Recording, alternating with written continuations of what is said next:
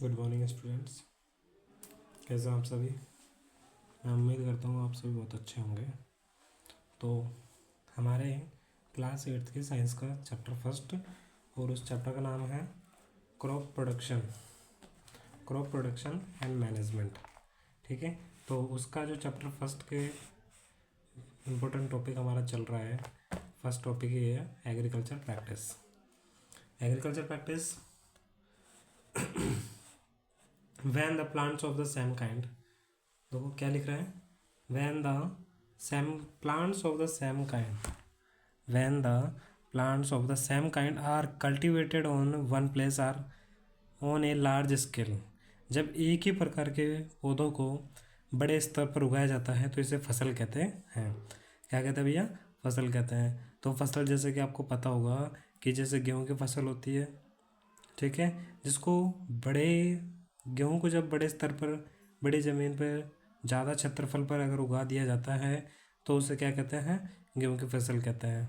ठीक है, इस प्रकार से आगे का टॉपिक हमारा है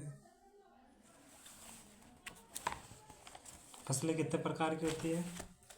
तो फसलों की अगर हम प्रकार की बात करें,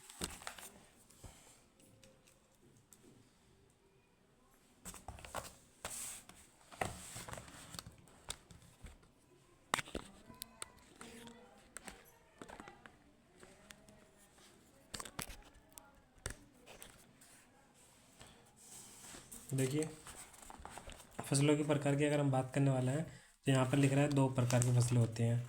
कितने प्रकार की होती है? 2 प्रकार की होती है।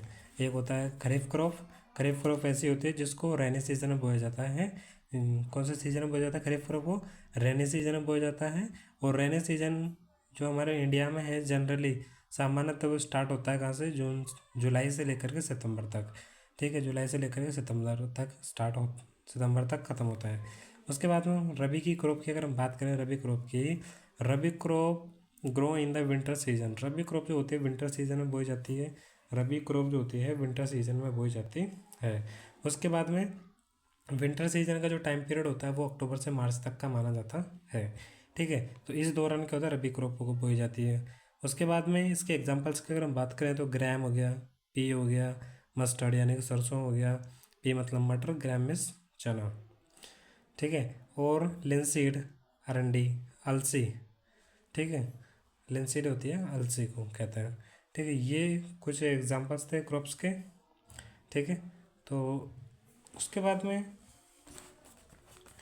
Basic practice of crop production की मुख्य जो आधारभूत परिघटनाएं होती हैं वो कौन कौन सी होती है, जिसमें आपको कुछ 7 मुख्य रूप से आपको प्रोसेस देखने को मिलेंगे।